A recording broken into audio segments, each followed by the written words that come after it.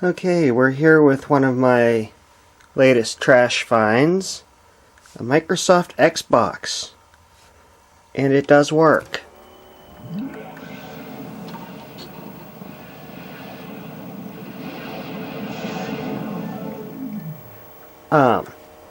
It had 3 controllers with it.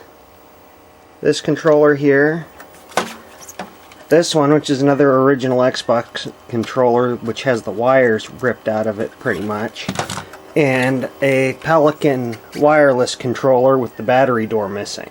The wireless controller works, but the controls are a bit sticky on it, so that has to be worked on. But I didn't have a video cable for it, but here we go. The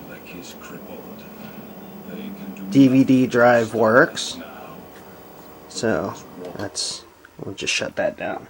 But I ended up taking an old Mad Catz RF adapter, universal RF adapter, which sucked. It didn't even have stereo sound. But I hacked that up along with a generic PS2 video cable. And here you can see this from here to the TV is PS2, and here is the other adapter.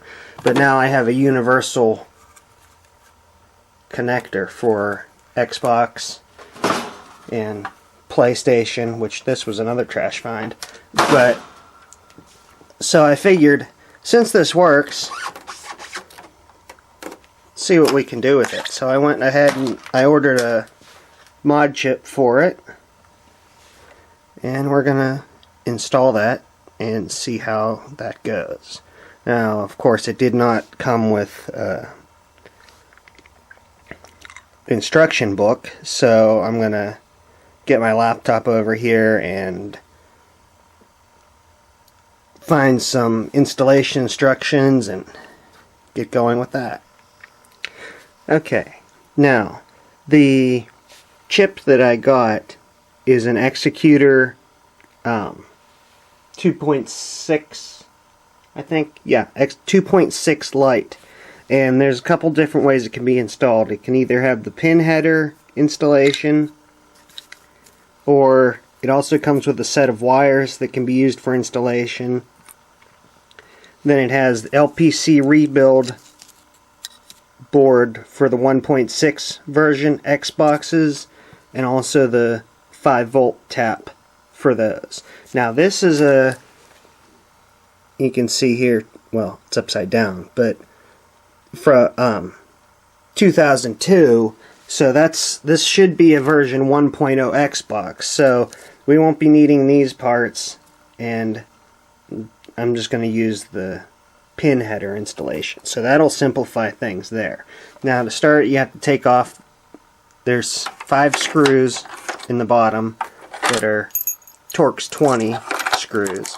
So we take those out. Okay, now that the cover is off, being that I thought this would be a version 1 Xbox, according to what we have here, it should be having the Thompson DVD drive. But here we have a Philips DVD drive, which was in the 1.2 version. But we have the Seagate hard drive from the 1.0 version. So whether the DVD drive was replaced, possibly, or maybe it's just between the two models. But taking this apart reminds me of when I was in college. One of the kids in my dorm had an Xbox, and they were putting one of the first mod chips in it, and they were trying to drill holes in the case to put toggle switches in, and they were using huge heavy-duty toggle switches from Home Depot and a 1/2-inch drill bit with an electric drill. They went right through the case, right through the motherboard. Yeah, not how you do it. Okay, so now there's some down in there Torx 20 screws we'll get all those out, and then the hard drive and the DVD drive will come out. Okay, now we have the DVD drive and the hard drive out of the way.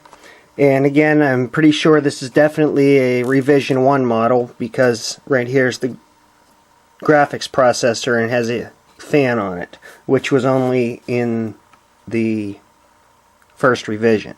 So if we can see right here, this is where the LPC header is going to connect and where we're going to put the pin header in. So let me take this over to the other side of the basement and blow all the 8 years of dust out of it, and we'll get it back over here and get the motherboard out. Okay, now that we have the motherboard out, to install the pin header, which goes right here, as you can see there's solder in there which has to be removed, so I'm going to use my desoldering iron, suck the solder out of there so we can put the pin header in. Okay, now you can see we have the pin header stuck in there, and we're going to now solder it in. And now we want to use as little solder as possible and as short of contact time as possible, due to the fact that we're working on a printed circuit board. We don't want to overheat it or lift any traces or anything like that. And then after we get that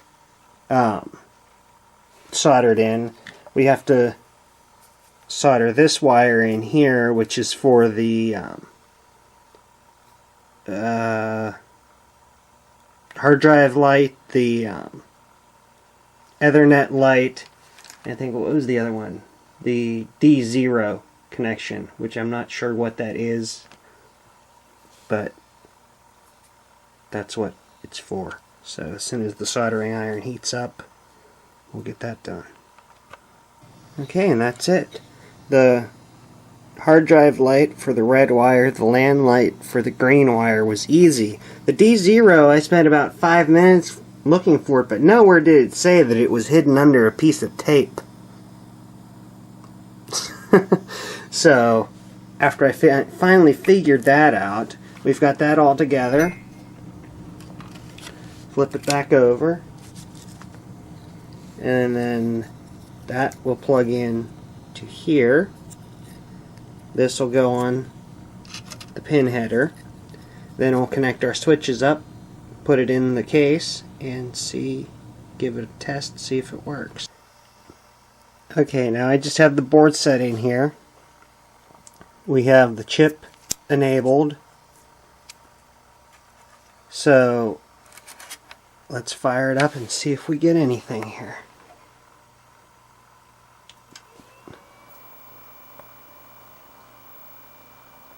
Looks like it's good. Data not ready, and it keeps on going because there's no drive in there. So